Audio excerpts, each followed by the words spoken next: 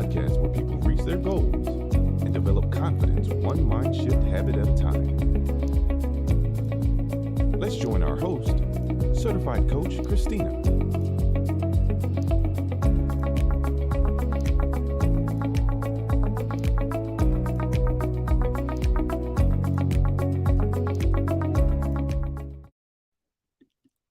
Hello. Welcome to another episode of Conversations with Coach, the weekly podcast that helps you to live your best life by shifting your mindset. If this is your first time joining me, welcome. I am your host, certified mindset and confidence coach, Christina Callaway. I partner with athletes, parents, and coaches, and together we develop the tools to increase their confidence and achieve their goals in sports and in life. I'm getting ready to give you a little bit of facts because it pertains to this episode. African Americans 35 and over face a number of unique healthcare challenges. Some of these include higher rates of chronic diseases. For example, African Americans are more likely to have high blood pressure, diabetes, and heart disease than white Americans. Another fact, lower rates of preventive care. African Americans are less likely to get regular checkups, mammograms, and colonoscopies than white Americans. Also, less access to quality health care. African Americans are more likely to live in areas with a shortage of doctors and hospitals. They are also more likely to be uninsured or underinsurance. And all of these challenges can lead to poor health outcomes for African Americans. African Americans have a higher risk of dying from heart disease, stroke, and cancer than white Americans. But there are a number of things that can be done to improve the health care of African Americans, 35 and over, and in general. And on this episode of Conversations with Coach, I am joined by Clinton M. McCoy, a holistic fitness coach. I'm getting ready to bring him out, but before I do, I want to invite you to hit your share button and invite your family and friends to join us in this conversation. I want you to please help me welcome our guest on this episode of Conversations with Coach, Clinton M. McCoy. Hi, Hey, Clinton. how's it going? It's great. I'm great. How are you? I'm pretty good. No complaints. Yeah, we were talking offline about how it came about that I discovered you. Social media has a great way of suggesting and recommending people that we should connect with. And so I was intrigued and I clicked on yours and I started going through and I was like, oh my goodness, he is a health and fitness coach, but he does it from a holistic perspective, which I really like. And for anyone that's watching that's not familiar with the whole term holistic, it isn't just treating the issue, but is getting to the root of what it is that's going on and helping to fix things from the root so that the fruit that grows from it is whole and intact. And so my immediate thing was, I've got to look for him. I've got to reach out to him to see if he would join me and have a conversation. And you responded. So thank you for that. So before we get into some of those facts and statistics that I just read about African Americans and health, I'm going to invite you to share with the audience. And let's just start by telling them what inspired you to become a holistic fitness coach. My own issues and my family issues inspired me to become more holistic. I got more holistic when I started understanding that this is not a zero-sum game. This is not a one problem fix thing. You know, we have to look at it from multiple perspectives, and that led me into more of a holistic viewpoint to help deal with these type of issues in the least amount of time with the least amount of effort. Nice. So you mentioned that your own health issues and that you want it, and you mentioned time and you mentioned fitness. And as we know, when it comes to fitness and our health, time is the one thing that we kind of complain that we don't have enough of. Talk to the audience a little bit about the time and how you personally went through your journey to kind of change some of the things that were going on. Okay. Well, first, my thing is because I've been into fitness pretty much kind of my whole life, off and on. There were certain small habits that I thought I might could avoid. So I have sweet teeth. Um, some people say they got a sweet tooth. You got sweet teeth. Sweet teeth, yes. So all of them are involved. Yeah. So when younger, you thinking you're getting weight. I'm exercising. I'm working out. I even had a vegan vegetarian diet for almost 20 years. I have a lot to say on that too. But I'm still eating sweets. You could eat candy as a vegan. You can eat chocolate as a vegan. You can eat processed foods. And it caught up. Lucky because a woman recommended, hey, you need to go get some tests and things like that because it's just that time. And I'm like, it's probably most Black men. It's probably men too, but I'm going to say Black men. Usually without a woman, we're not getting checked until we go to the hospital, until something's wrong. And, I was talking about, man, my energy is just being off. And they were like, oh, you need to probably go get this thing checked. So I went and got checked and found out that I had my cholesterol was like at 258. My LDL was 200. And I was diabetic. 6.2 or 6.3 on my A1C. My insulin resistance was that for some reason that was down.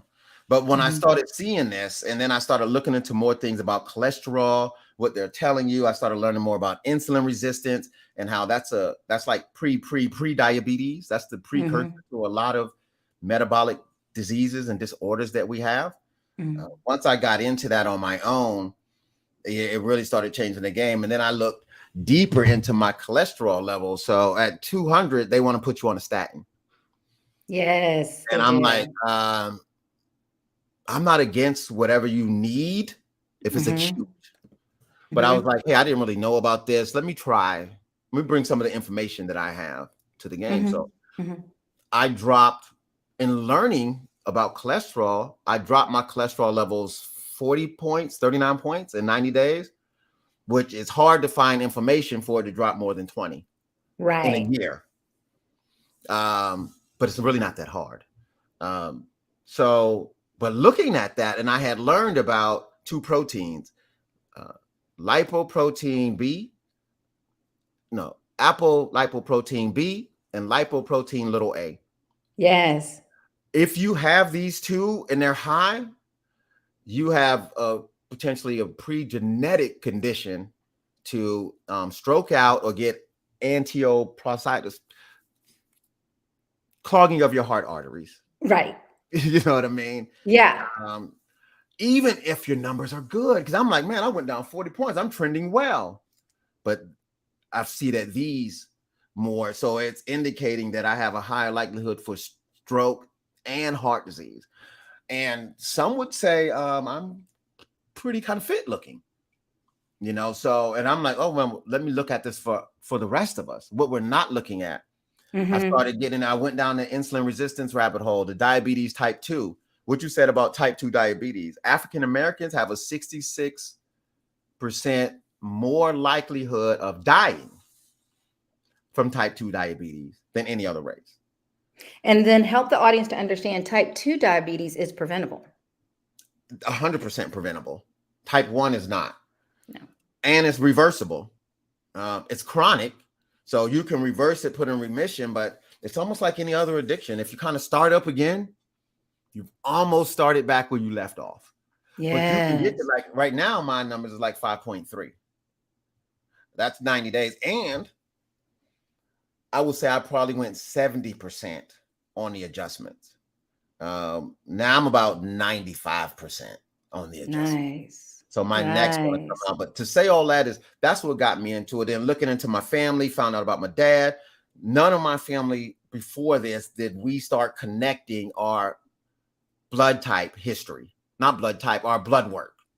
We didn't have those. You know, we go to the hospital. Do you got any family history of such and such and such? Oh, I don't know. I think my grandmother had, or maybe my auntie had.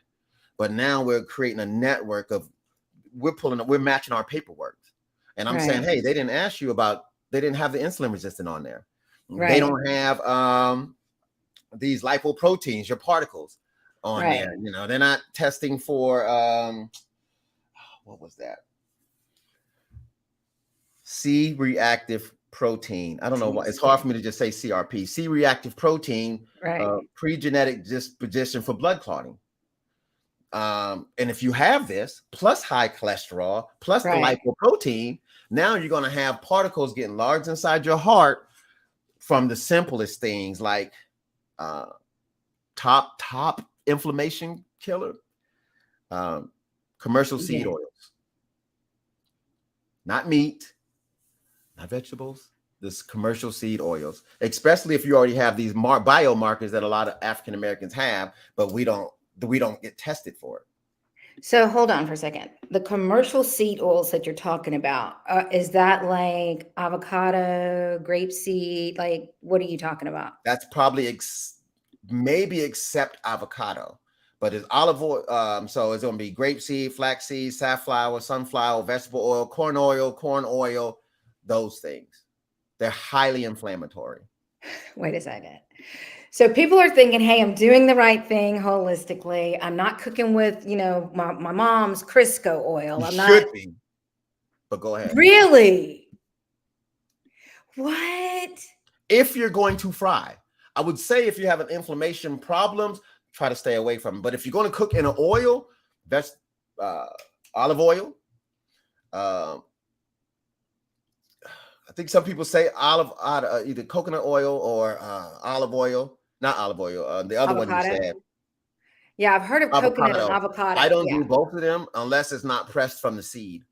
See, Yes. Olives are not pressed from the seed. They're pressed from the olive meat.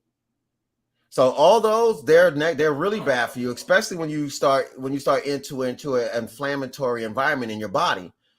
Once we start having accumulated stressors, oxidative stresses, like, what was that? I don't know. This message is serious. Like oxidative stress, it just astravates everything. So we can't lose weight like we used to because you have insulin resistance. Then you start to have weight loss resistance, and all these things is because, and I'm gonna cut this right here because I don't want to go too deep unless you ask me, is affecting you down to a mitochondrial level. As a holistic fitness coach, I'm working on you from the mitochondria out.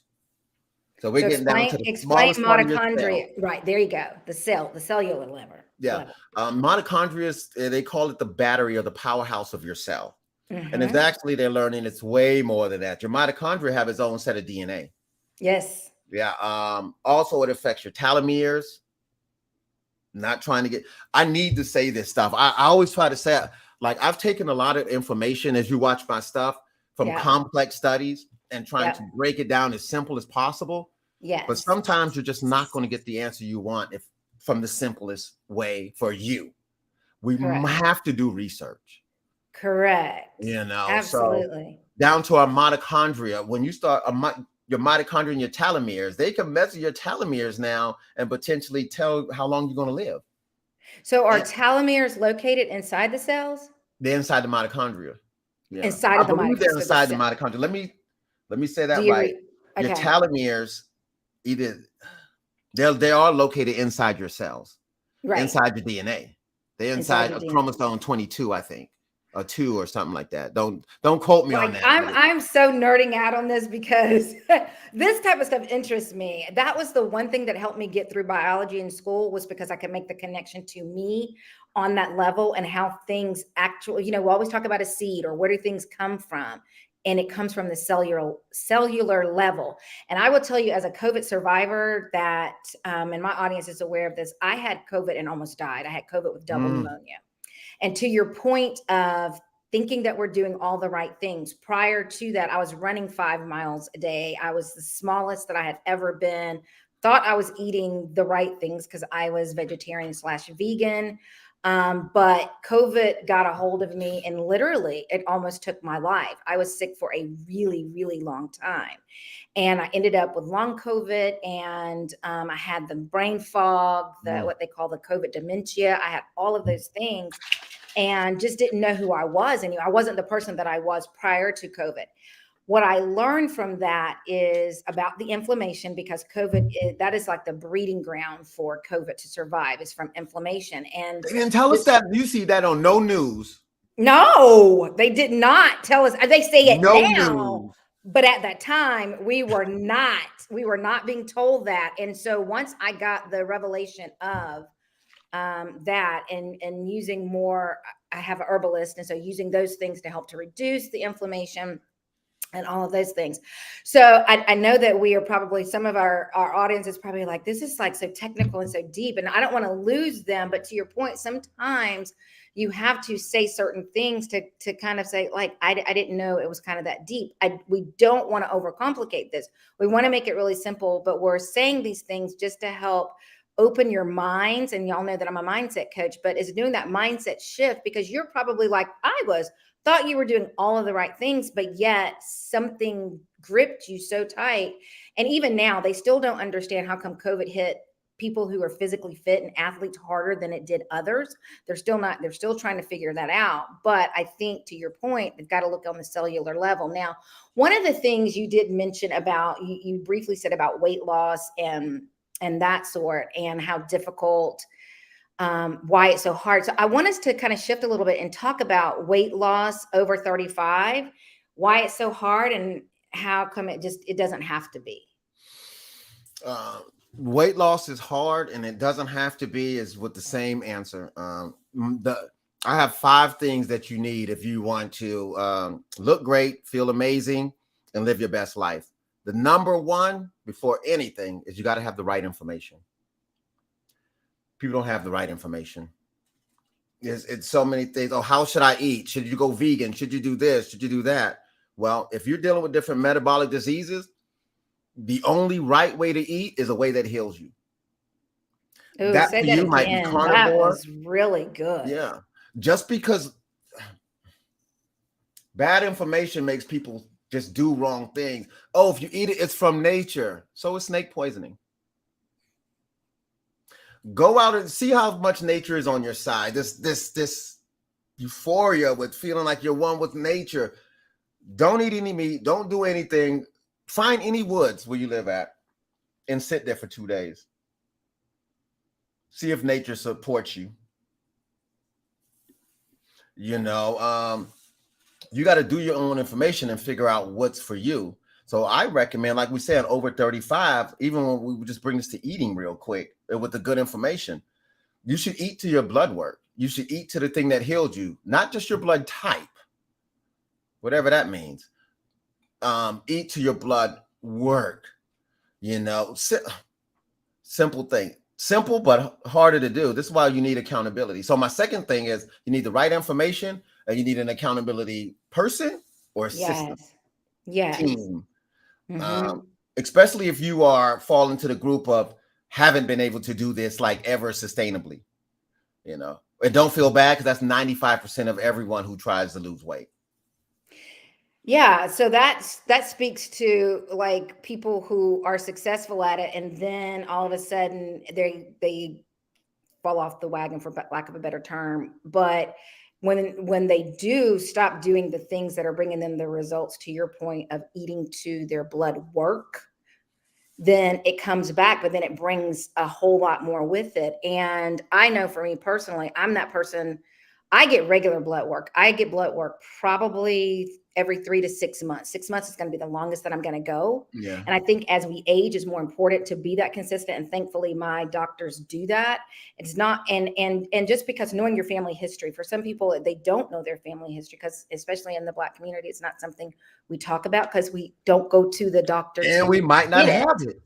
We might not have to research it. And so if I know that there is a propensity for family members to have developed certain things. If I don't know my blood work, I don't know how close I'm getting to it. It just because I don't have what they have, like it hasn't manifested in my life in the manner it's manifested in them, doesn't mean that the switch can't get turned on. And if you're not doing regular blood work, you don't know how close you are to flipping that switch because it's in there. That's something that you're not going to remove, but you don't have to keep turning the switch on.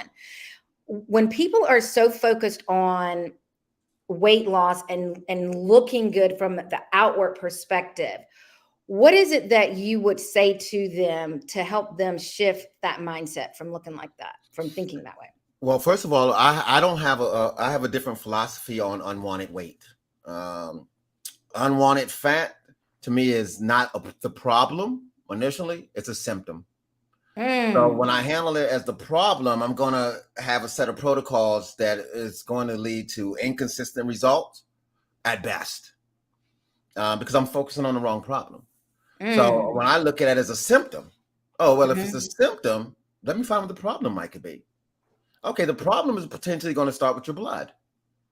You know, it's going to start with where the blood is being stored. Before then, and then it's going to go to insulin. Once you start to have the potential, and I'm just making this real short, there's some other things in there, but once you start having the problem with insulin, guess what that moves to? Your liver. When you start having problems with the liver, guess what that moves to? The pancreas. Yes. That's what happens when it moves to the pancreas, then it goes to the kidneys. Yes. And then and then all this stuff. One thing you said about people you said about the root. I like a thing I like to say is that we don't search for the truth, we search for the root. Because when we find the root, the truth will be there. Period. You know, so a lot of times when you start having these things, and then we have the inflammation that's happening. Yes. So it don't matter if you could run, you could be an hour in the gym, you could try to eat what you think is right and doing all these things. When you cross the threshold of metabolic disorders, yes, if you don't fix those things in line, it's going to be very difficult to get the results that you're looking for. So if we start working on the insulin resistance, this is why I'm a big proponent of intermittent fasting. Done correctly. Yes, you are. Yes, you are. Once we start working with the insulin, man, then we start to allow our body to start to be able to heal, get healing time. So, you know, just to keep that short there, and if you want to ask from there, but we focus on the wrong problem. And this is why it can't happen. If you see on my Instagram, I have one of the things that got me into it. I have a picture of when my belly was real big. Yeah, I saw that. Visceral fat. Yes. That picture was taken. The test that I took was 3 months after I started working on that picture. Did it again. Is this my side or? I don't know. Oh, it don't matter. As long as it don't happen to them. Yeah, it's okay. Yeah, and we're not cut out. That picture when my belly was big like that, like I said, I had worked on before I got my test, because I was actually sitting on my desk. I'm not a fat person. Life be lifing though. It does be lifing. Like, but because I'm not a fat person, I'm going to get back on the track. But that day I was sitting there and I felt like more out of shape than I've ever been. And I swear to God, I felt like my body was saying, you are going to let your family down. You are on the verge. Now I could imagine what my numbers, if my numbers was that 3 months after I started working on it, imagine what they were then. Exactly. Exactly. So I could have been with the lipoprotein A. Let me make sure I got them right. Lipoprotein little a and lipoapoprotein B. I could have been on stroke out. I could have been depositing, and probably was, because I'm going to get it now since I've been working on it. I'm scheduled for heart scan to go to that to make sure that there's no particles in there. But I could have been just flooding myself with these particles, with these free radicals. You know what I mean? And not even knowing. And I'm like, wow, you know, what I could do. But that has happened to me multiple times throughout my life. But I didn't know that was because of insulin resistance. This is where we go back to the information that we want to be able to have. When you see guys or women with the big stomach and they're hard, that's insulin resistance for the most part. That's called visceral fat. That's way more dangerous. And let me give this explanation real quick about fat. Visceral fat, subcutaneous fat. People that have, like me, 25, 30 pounds overweight would almost put me in killing out zone. because it would be mostly visceral, because my body doesn't store subcutaneous fat well. For people that have subcutaneous fat, they can get 100 pounds overweight, 60, 70 pounds overweight. And their doctor might be like, man, why is your blood work not so bad? I'm going to explain the differences in the fat with this illustration. Let's say we have a bathtub. Your bathtub is how much good fat your body can hold. Everybody has different size bathtubs. You got a drain at the bottom. The drain at the bottom is your energy, how much energy you expend from exercise. If you're expending very little energy, then guess what? You're going to have drip, drip, drip, drip, drip of the fat coming out. When you feel it, so your body can hold 95% of your tub's capacity. You can have a 50-gallon tub, a 5-gallon tub. Mm-hmm. Whatever your body gets to that 95% of fat, it's kind of benign. So you can see the people who are real overweight and stuff. You'd be like, man, they got to have a lot of things going on. And maybe not to the blood work, not as bad as it would look, because it's, even though they have a lot of stored fat, it's still inside their tub. That 5% of fat that spills over out of the tub, whether it's a 5 or 10 or 15-gallon tub, is the toxic. When that spills over, that's when it starts to spill into your liver. You start to get non-alcohol fatty liver disease. That's when it goes to your pancreas. Insulin is everywhere now. You're having super insulin problems. It's putting out too much because your insulin sensitivity is so low. So because your body's sensitivity is so low, you're not feeling the pinprick that you need. It's so low, you got to almost hit you with a hammer. Right. To get the insulin. And now your body putting out a hammer's dose of insulin, which is the fat storage hormone. As long as you have high amounts of insulin inside your body, it is next to impossible to burn fat. So the eating 6 meals a day, very wrong information. If you're not an athlete in your 20s, yes. If you're eating 6 meals a day, 4 meals, 3 meals, 3 snacks, 4 meals, 2 snacks, this means you're starting almost at 7 to 8 o'clock in the morning to get this in. Yes. You're not going to probably finish till 9 o'clock or 10 o'clock at night. You need 3 to 4 hours before you go to sleep for your body to enter into a fasted state. Your body burns 80% of its fat during sleep. If you don't get into a fasted state, and it takes about 4 hours to be in that good deep sleep of good fat burning, right? Yeah. If you don't get into a fasted state by the time you go to sleep, you're 3-4 hours into your sleep, non-fasted, still insulin inside your body. And guess what's not happening? Fat burning. You wake up, maybe you get 1 or 2 hours. You don't get into the fat burning zone. One, you got food still in your gut, so it doesn't have to burn from your natural fat. It could get it from dietary fat and dietary calories, right? So now when you wake up in the morning and we start that same cycle again, guess what you're never getting a chance to burn fat from? Your fat stores. Oh my goodness. Whew, this is so good. I promise you, you are teaching me like so much as you're talking. I'm like reflecting on myself and some of the struggles and challenges that I've had, and everything that I'm hearing goes back to mindset, knowledge, understanding, having the right information, and then acting on that information. Acting on it. Yes. You know, it's one thing to stand inside of a library and you're surrounded by information, all that you can. But if you're not picking up something, reading it, and you can go to every bookcase and you can read it, and then you can get so much, and then you walk out and that was it. There's no action behind it. At some point, you got to put the action behind it. But the first step is get the knowledge first. Well, there's a best-selling book that says something like faith without works. Yes, I know that. I know that #1 book. Yeah, so I didn't make it up. Don't blame me. No, you didn't. But we don't just need action, because we do a lot of action. People don't do the right action. The right action, yes. Listen, people listen to when they told you to stop eating what mom cooked and grandma cooked naturally and stuff like that and follow the food pyramid, people jumped on it. When they told you to start doing a lot of cardio and stuff like that, people jumped on it. When they said, hey, cigarettes is bad, cigarettes has dropped. You know, exercise and dieting is up, but weight loss is not, and health is not. Yes. So we listen.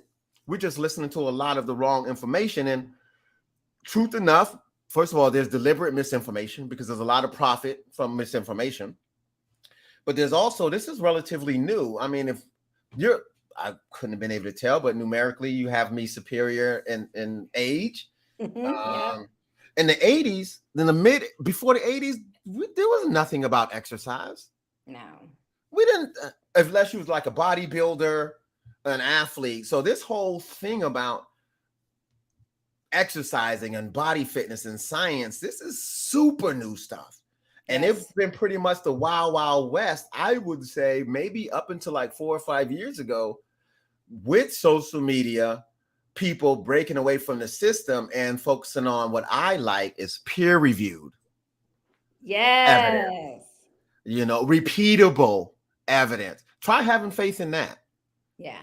Something that's going to be repeatable. If you do the same thing over and over again, Right. you get the same result. So what I was bringing back to the story about how my stomach was is, without me knowing about insulin resistance and stuff like that, I had a system to get myself what I thought was back in shape.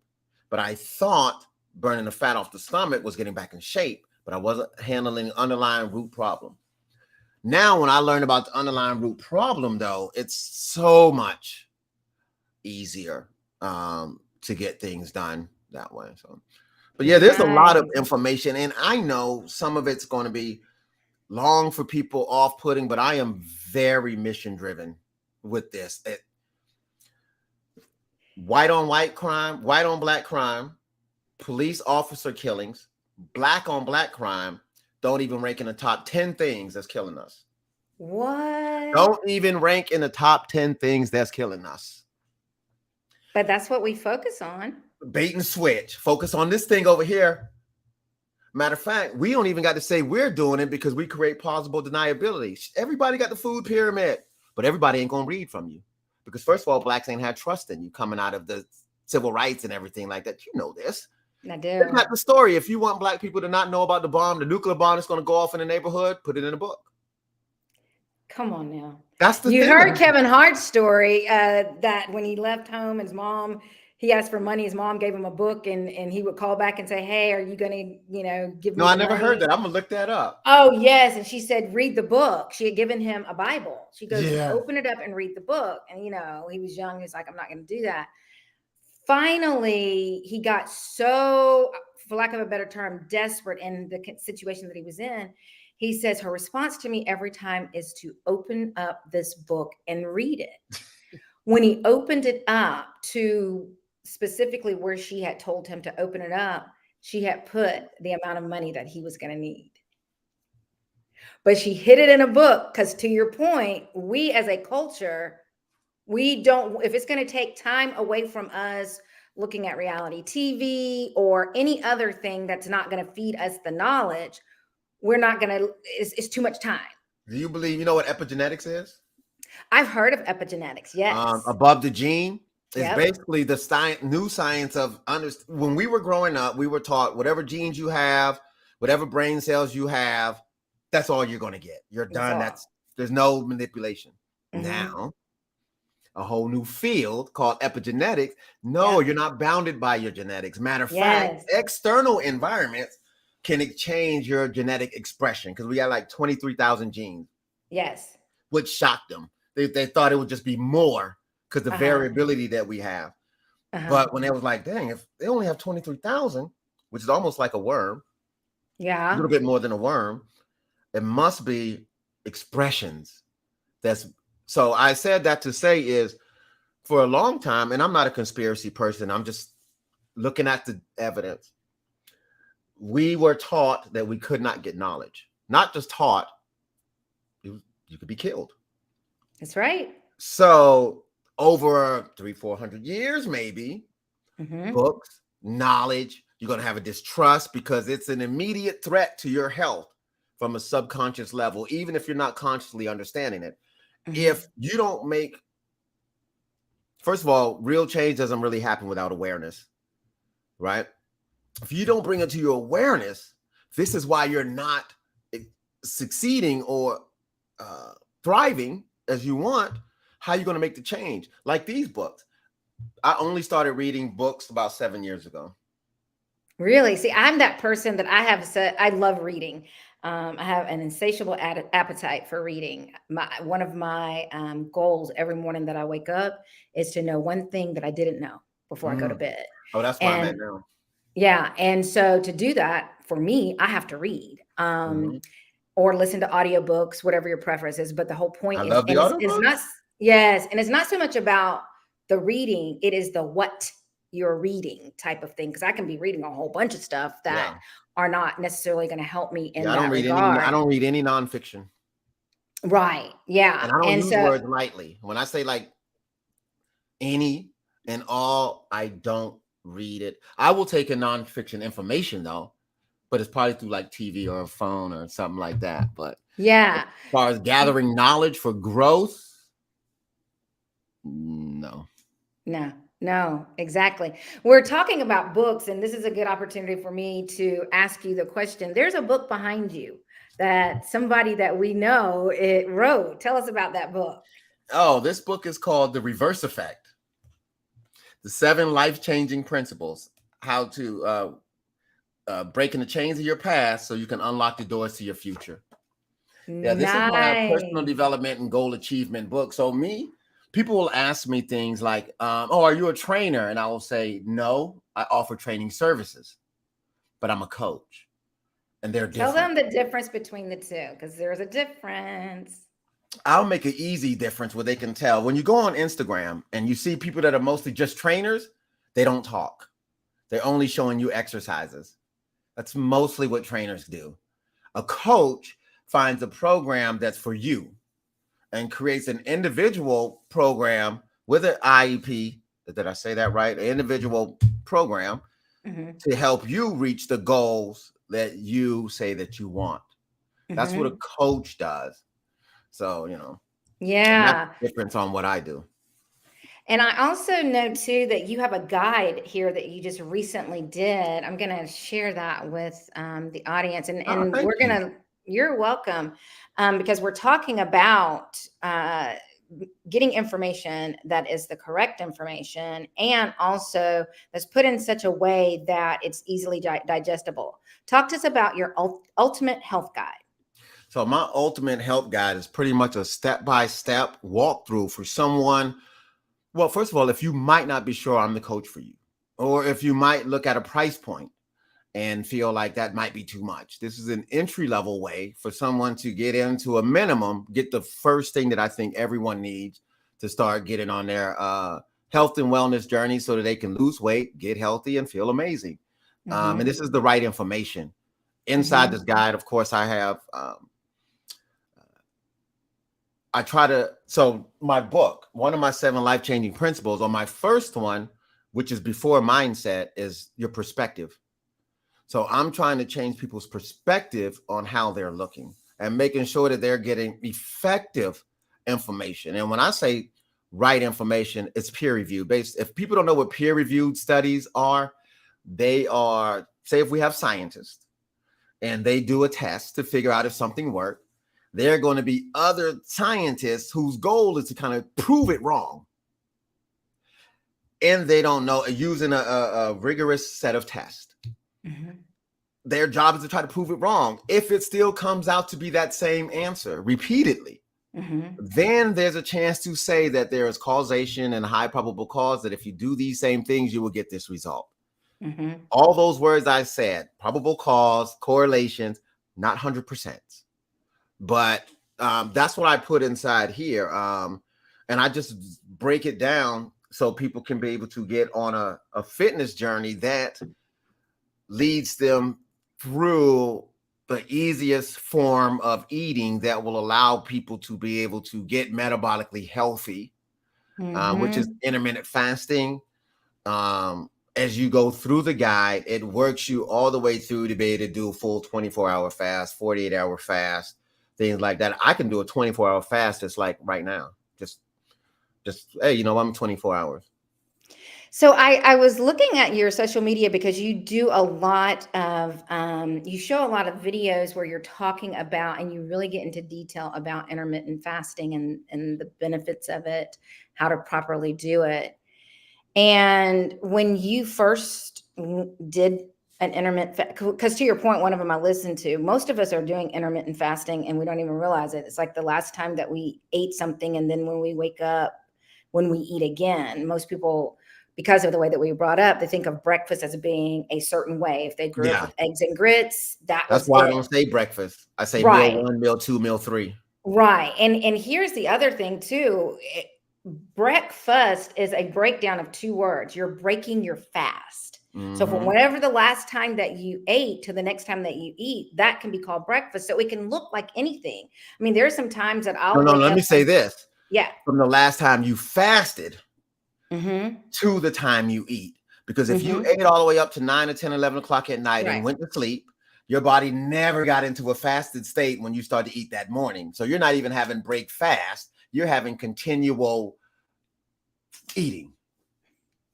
That's really That's good to what most know. people are having from a biological perspective, because all the eating mechanisms, not all, because somebody, well, this one didn't, and you're wrong. The majority of the Yep. eating, the mechanisms that makes you unhealthy There you go. happens there Mm-hmm. in that time because of the continual eating. You do not get into a fasted state, not just because you go to sleep. Your body has That's to be good. prepped for then. That's why I say the right way to do it, or the most effective way to get there, because we're not getting there. People will say, oh man, I stopped eating at 9 o'clock, so I started my fast at 9. No, the fast didn't start till 12, maybe, depending on how metabolically flexible you are. We're going to talk about metabolic flexibility in a minute. You might not even get there before you wake up, because you just have so much insulin in your body. So when you wake up the next morning, you're not having breakfast. You're not having break fast. You're having continual eating. And then you see break fast, and then you automatically get these images of what you think breakfast food should look like, which is going to be sugary, high carbohydrate, high processed. Yeah. But breakfast never looked like that before the 40s. It didn't. Breakfast, It did first of all, breakfast was whenever you was able to eat. And it wasn't a consistent time. And it wasn't this high variability in food. Like they say, you need to have all these colors and all these different type of vegetables and fruits and stuff like that. From an evolutionary perspective, I'm going down a rabbit hole here. It's just not evolutionarily accurate. Right. Not your age, whatever it is. You can remember where you lived for years. When you grew up, you didn't meet anybody out of that 5-mile radius. Right. From an evolutionary perspective, that's how you ate too. So if you didn't grow up with mangoes, apples, pears, and everything like that in your whole lineage, guess what you never ate? Apples, mangoes, and pears. So if you didn't have asparagus, broccoli, carrots. So all this thinking that we need this very high variability in food is also making us sick. And I'm gonna let you go ask a question from there. But one of the simplest thing is cut your food groups down, cut your food choices down to a minimum. Yeah. And then you can supplement with certain things, some probiotics, some greens. Eat less. Eating less, but getting the nutrients that you need. The simplest way, one of the simplest ways to start reversing a lot of metabolic disorders. Simple, not easy. Yeah, exactly. Yeah, we got to make sure that we understand it too. We were saying simple, but it's not going to be easy. But we also know too, and I understand the ease of it. People get in their mind that if it's easy, I'll be able to sustain it, and that's not accurate. If you work hard at something, you're going to develop a habit at it, and it's going to become a part of your natural way of doing things. You don't even have to work hard at it. You just have to do it consistently. Mm-hmm. And the consistency for some people is extremely hard. Now, that's the hard part for me. Oh, yeah, definitely. I'm a coach. I'll be telling people, man, I'm a coach and everything, but don't life be life in it. Yeah. Like we don't, as coaches, it's a news flash here. As coaches, we don't get this automatic thing where it doesn't affect us or anything like that. Listen, our struggle is probably even harder because we're wanting to live up to what it is we are saying, you know, because people look at what you do more than what you say to do. And you mentioned about the journey, and you mentioned that perspective, it comes before mindset. I want you to talk with us about the importance of mental wellness along this health journey that you're talking about. Without it, everything is 150 times harder. You're going to oxidative stress and things come from your mind. Some people interpret if you have the faith of a mustard seed, you'll be able to move mountains and fight demons. And they're probably thinking about physical mountains and demons. For me, it's the demons and mountains in your head that are just as toxic. So that's where the oxidative stress comes from. Mental health and wellness, man. I mean, how hard was anything you did happy? How hard was anything you did you enjoyed? Come on. You know, That's how hard was tough. anything you did that you know you needed to do? Your children, jobs, crappy relationships. You know, we use purpose to get through a lot of those things. We can talk about that on another one, because that's my 7th life-changing principle, understanding the real power of purpose. And it's not something that's you're going to wake up and it's a white guy in the sky and thunder and this is what you were meant to do. We create purpose on our own. Right. You know, exactly. We have personal purposes we do for whatever we decide to do it for. And we also have self-transcending purposes, which these are kind of what we need to get up out of our own way. Yes. You know what I mean? I'm doing this for what? My family needs to know. This needs to that. That. And as coaches, we have the same problems. We just have different tools. Correct. And this is what I want to have people to be able to have, because I'm an empowerment person. You might be inspired, you might be motivated, but those are not my primary tools. I want to empower you. Yes. So whenever you get tired of hearing my crap, or you feel like, hey, this was great, Clint, but I'm out of here, you got everything I gave you. I don't need you to keep coming back to me. Right. You know, to grow. But this is where the mindset, the mental health stuff, perspective is before mindset, literally. To have a mindset about something, which is the attitudes that you have that will drive certain behaviors. I'm paraphrasing it here. Yeah. About a viewpoint. Oh, so before we can have a mindset, there has to be something we have to have first. That's a viewpoint. That's perspective.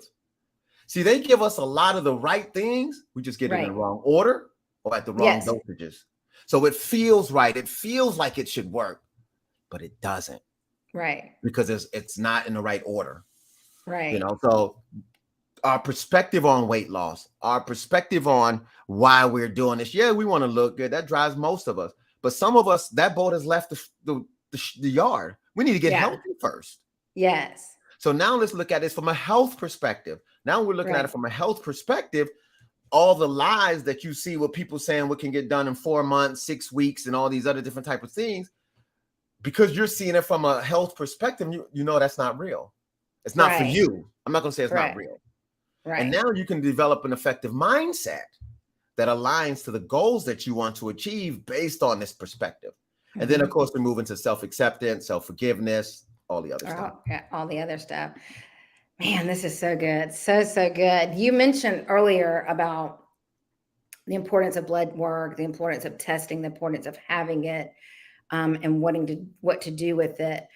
Talk about the blood test that African Americans 35 and over should ask for. And I'll go ahead and start by saying it's not just only 35 and over. Clinton has also shared that just knowing your family history, there might be whatever test he's going to tell us based off of your own family history and your blood work, it may at 25, you may need to ask for this test. What is that? Definitely 100%. Because preventative, they can't make money off preventative maintenance, so they don't do it. But if we have preventative maintenance, our healthcare bills will drop, our debt will drop, all these diseases that we're dealing with, because these are diseases of the body. They're diseases, they're foodborne diseases, right? All these things, will drop. And I like 35 and older because it's critical mass. It starts at 35. And this is where you can actually see the numbers start to change. But it should be earlier. Women are better at getting their blood work than men because they have babies, they go for checkups, but they also don't ask for the right things because they don't know. And the doctors a lot of times don't even know to recommend. I almost had to fight with mine to get the apoprotein B and lipoprotein little a to check the particles inside my cholesterol. Oh no, I think you should be good. I know, but let me see. I still haven't got a C-reactive protein test. So what I started doing is, what a lot of people can do is you can go online, get you a virtual doctor, tell them what you have, and they'll make the recommendations that you need to get. Also inside the meal guide, we have a list of the blood tests that should be recommended. But I'm going to go ahead and tell you now is insulin resistance. Number one, 75% of African Americans probably now 12 and over are going to be insulin resistant. 12. But why not? Guess what and it's no fault of moms or dads. Oh, listen, when you're working all day, things then got busy. You get home, they're running around. You want them to be able to sit down, be quiet, not cry, do whatever. Get them with some sugary stuff. And watch the iPads. In the mornings, you want something quick, fast that they're not going to say no and why and cry about. We're also building habits that's going to really set them up for failure down the line, not just eating habits, but behavior habits. I cried, I should get this, which is fine at home, which rarely translates into the real world. Matter of fact, people might get mad at you. But so we're starting with the insulin resistance. That insulin resistance test is so important because that's one of the beginning biometrics to a host of other chronic metabolic disorders, right? So insulin resistance is number one. You want to know that. Because when you're young, your A1C might not show the diabetic. They want to say insulin resistance, but really, first of all, I don't believe in pre-diabetes. You have it or you don't. You might have early stages or you have later stages, but they cut this up to make you think, oh, insulin resistant, you're pre-diabetic, you're just going to need to do a little bit. People get mad. Oh, I'm pre-diabetic, I'm going to change. It's not that bad because you're pre. No, you're already diabetic. So you need an insulin resistance test. Of course, you need your A1C test. Get your cholesterol checked. Even if it's not high yet, because you're young, you're going to want, like I said, the lipoprotein B and the lipoprotein little a. You're going to want that because you want to see the particles, because these small particles are depositing plaque inside your heart arteries. And it will choke you out or kill you.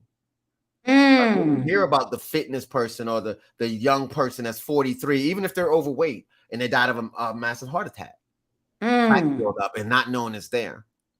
If we know you also want that. I think I said the C-reactive protein because you did a precursor for blood clotting. From an evolutionary perspective, blood clotting is very needed because way back in the days, I know people that don't think about history, they might think back in the days is 100 years, but I'm thinking like 2,000, 3,000, 4,000, 10,000 years ago. When something startled you, you had to get ready to start clotting up blood, because then you were probably about to get stabbed, pushed off a cliff, bitten, scratched, because a scratch back in the days, even 200 years ago, could kill you because of infection. They didn't have antibiotics and stuff. They didn't even know about germs. But so you need those tests. You're resting. You need your lipid panels, which will have your cholesterol inside there. Yeah. You need your hemoglobin. Thyroid test. Any women, PCOS. That's a whole nother thing, especially on the woman side. So I actually work with my team partner. She's a behavior analyst, and I'm good on the woman's side enough, but she's deeper. Gotcha. You know what I mean? As far as it gets into the reproductive things, things inside your gut microbiome, very big on that. You know about that? Yeah, I do. Yeah, so those are the basic tests that you're going to want to start early. I'm calling them off the top of my head, but the most important is insulin resistance, because if you have that, your association with food is just going to be different. It's not going to be the same thing. Things that you thought was healthy is no longer going to be healthy for you. Going on a fruit diet is no longer going to be healthy for you. Eating all fruits, because the sugar in fruit is fructose. The only organ in your body that breaks down fructose is your liver. If your liver is already having problems from the insulin resistance and other things potentially happening, and now someone told you to go on eat all natural fruit or these type of diet, go on a fruit diet, guess what? It's not good for you because it's sugar and it's messing up your liver. And if you start messing up your liver, once again, that's going to spill into the pancreas. Pancreas is what puts out insulin. Double whammy. And then you're going to end up with weight loss resistance. Wow, this is also so you have a thing called weight loss resistance. Yes. When you get weight loss resistant, the normal things don't work for you. They do not. They don't work. So you're wondering why it doesn't hurt. You got signaling in your brain that's not. This is why you need to check your hormones. Leptin signaling in your brain. Feeling hungry every 2 to 3 hours is not natural. First of all, you're not really hungry. You're not. You can't. You're probably dehydrated more than anything. No, but it also, there's a hormone called leptin. It's a receptor signal. It's in signals, that signaling between your brain and the adipose tissue or your fat is saying, hey, we don't have enough energy. Right. Turn on the food hungry signal, brain, so we can eat. Yeah. But if you're 20, 30, 40, 40, 50, 60, 70 pounds overweight, how you don't have enough energy? Correct. Because the only thing fat is untapped into stored energy. Yes. So it's a signaling. And this is how intermittent fasting with a protein protocol and a strength training protocol can repair that signaling, and then once you really get good, something might tell you that you're hungry, but you won't have it won't happen in your head. And when it's not happening in your head, it's really not real.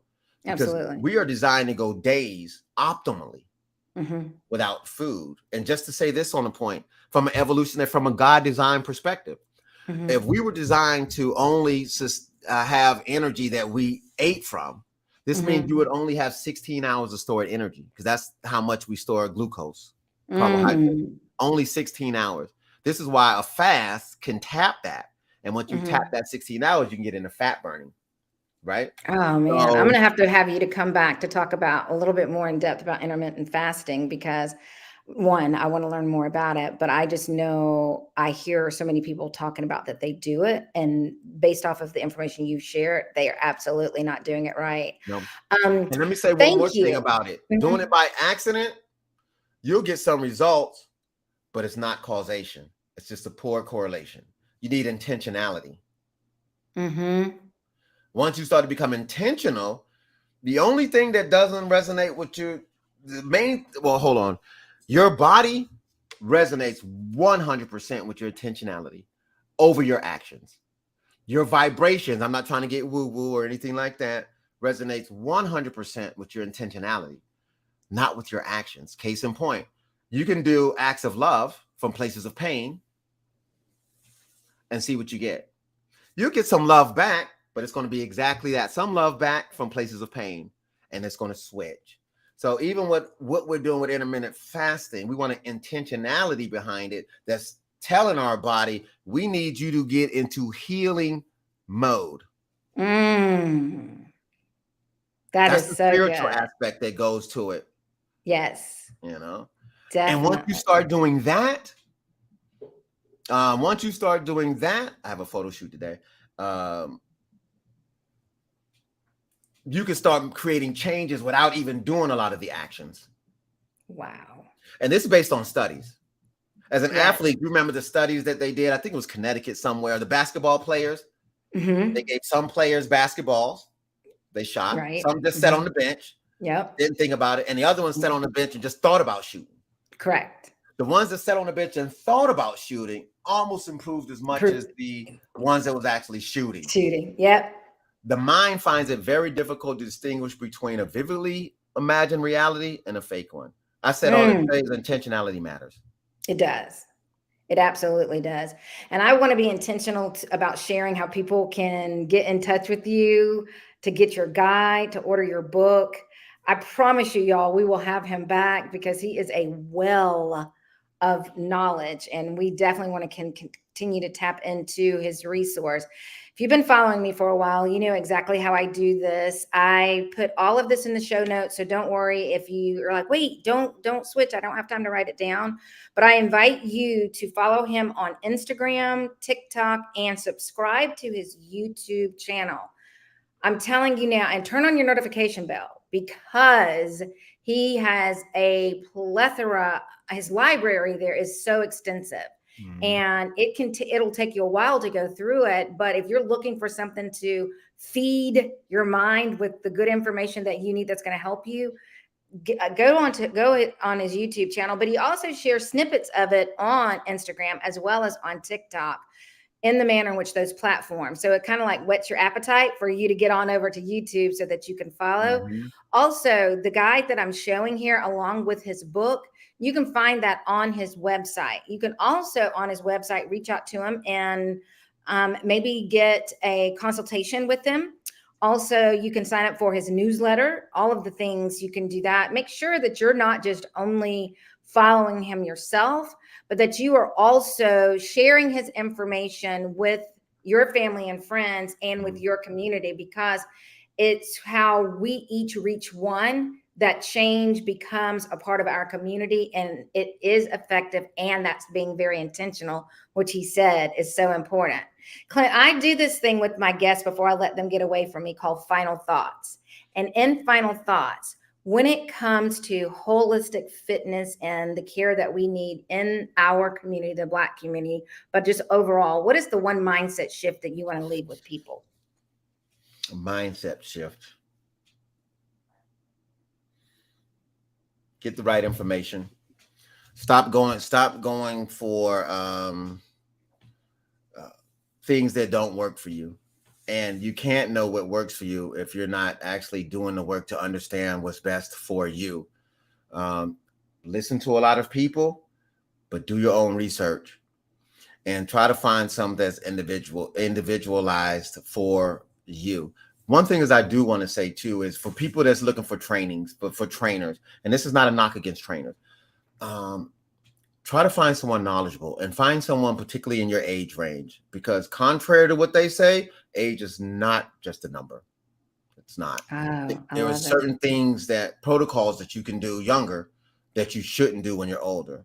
Like for me, there's no more putting weight on my back. No way, shape, or form. No squats, no deadlifts. But that's perpetuated. You see a lot of them in the gym doing unnecessary things, and you're not an athlete. You don't need that to grow. Like I said, just get the right information. I'm going to have to call him in a second. Get the right information. If I had to say one thing, it's not even a mindset. Just get the right information. Absolutely. And it'll change the game. Also on my platforms, a lot of the stuff I do offer is free, and I do try to break it down in snippets because I've heard people say, man, this is a lot of information. You're right. It is a lot because it takes a lot. But with the right process, you can make that a whole lot easier. That's good. That is really good. Thank you again. This will not be this might have been your first time, but this will not be your last time on Conversations with Coach. In fact, we talk about maybe doing a collab on doing some lives on Instagram and a little bit more frequent. So I'm looking forward to maybe going into that a little deeper, but I can't thank you enough for your time. And thank you, audience, for joining us. If you are not following me on my social media, I invite you to do so. I'm on Instagram, Facebook, YouTube, LinkedIn. It's all at Christina Mindset Coach. And you can schedule a discovery call with me to just figure things out, especially if you've got an athlete that's going through some difficult times with being consistent with their skills. I want you to reach out and get in touch with me. And until the next time, remember, your life is only as good as your mindset. Thank you for joining. All right. Thank you for tuning in to Conversations with Coach. Please be sure to follow Coach Christina on all of her social media platforms. And remember, life is only as good as your mindset.